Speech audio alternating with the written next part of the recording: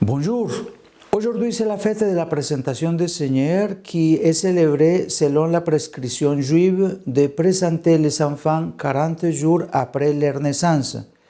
Dans ce contexte, la journée de la vie consacrée est célébrée car les religieux et les religieuses sont appelés à être lumière dans le monde d'une manière particulière. Aujourd'hui, à Marseille en particulier, il y a une grande fête, la fête de la Chandeleur. Et il y a une procession qui commence à 5 heures du matin et il y a une grande foule, comme on ne s'attendrait pas aujourd'hui, que va à cette procession à cette heure-là. Et cette procession finit à Saint-Victor et là, l'évêque, le cardinal aujourd'hui, Monseigneur Aveline, va avec le clergé et les autorités civiles de Marseille, ils bénissent la ville et après ils continuent la célébration eucharistique. Donc pensons de façon particulière aujourd'hui à Marseille, aux gens de Marseille. La naissance de Jésus se trouve au chapitre 2 de Saint Luc. En Orient, la célébration de cette fête remonte au IVe siècle et depuis l'an 450, on l'appelle la fête de la rencontre, car Jésus rencontre dans le temple et les prêtres, mais aussi Simeon et Anne, figures du peuple de Dieu. Vers le milieu du Ve siècle, la fête est également célébrée à Rome. Au fil du temps, la bénédiction du bougie s'est ajoutée à cette fête pour se souvenir de Jésus, lumière du monde. Comme pilule, en allumant une bougie aujourd'hui, engageons-nous à être lumière dans l'environnement dans lequel nous vivons. Je vous invite à lire donc le chapitre 2 de Saint Luc dans lequel cet événement est relaté. En attendant, regardons brièvement la signification partielle de cet événement. Je dis partielle parce qu'on peut toujours donner beaucoup de signification. Donc, d'abord, la lumière. Selon la loi de Moïse, le premier-né mâle était la propriété du Seigneur et était destiné au service du temple. Lorsque plus tard, les descendants de Lévi, les Lévites, ont pris en charge le service du temple, cette exigence est devenue caduque. Mais le fils premier-né devait être racheté par une offrande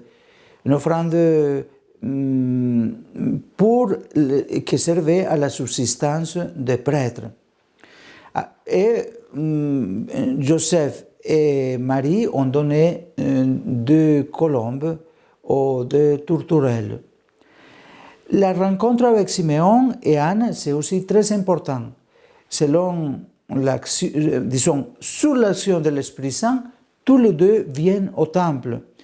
Un détail à souligner est que Simeon a agi sur l'impulsion de l'Esprit Saint, ce qui explique la reconnaissance de Jésus comme celui qui est l'attendu.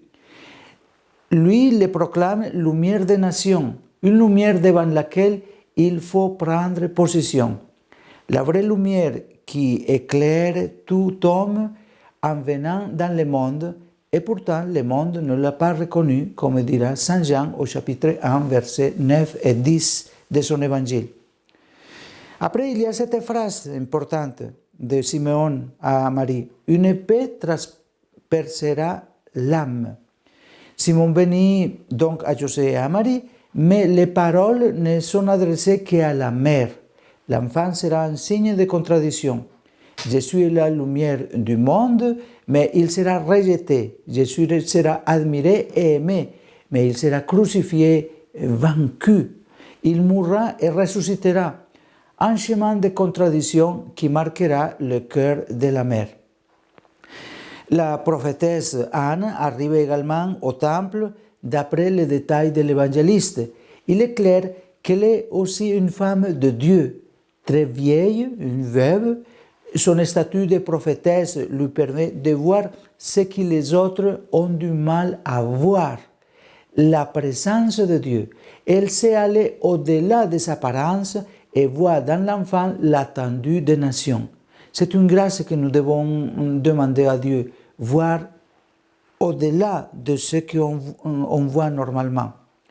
Après, il y a l'étonnement. L'âge moyen à l'époque de Jésus était environ 40 ans. Il est dit que Simeon et Anne, ils étaient vieux.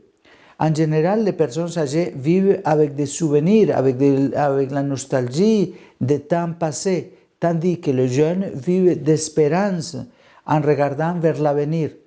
Dans ce cas, nous avons affaire à deux personnages âgés qui, devant l'enfant, regardent devant elle, attendent, s'émerveillent. Ils chantent la joie et l'espérance, des détails qui montrent combien leur cœur est jeune, car c'est un cœur habité par Dieu et ses promesses, et Dieu ne déçoit pas. Nous sommes nous aussi impliqués dans cette vision, parce que ceux qui acceptent de vivre l'Évangile sont et seront des signes de contradiction. Nous devons prendre position devant le Seigneur Jésus, lumière des nations. Et prendre cette position devant Jésus demande du courage, mais plus encore, avant tout, d'être de Dieu, comme Simeon et Anne. Cela requiert, en outre, la conscience de ne pas toujours avoir tout compris, comme ce fut le cas pour Joseph et Marie, qui s'étonnaient de ce qui se disait, et plus tard, nous savons que face à cette peine, Marie conservait et méditait tout dans son cœur.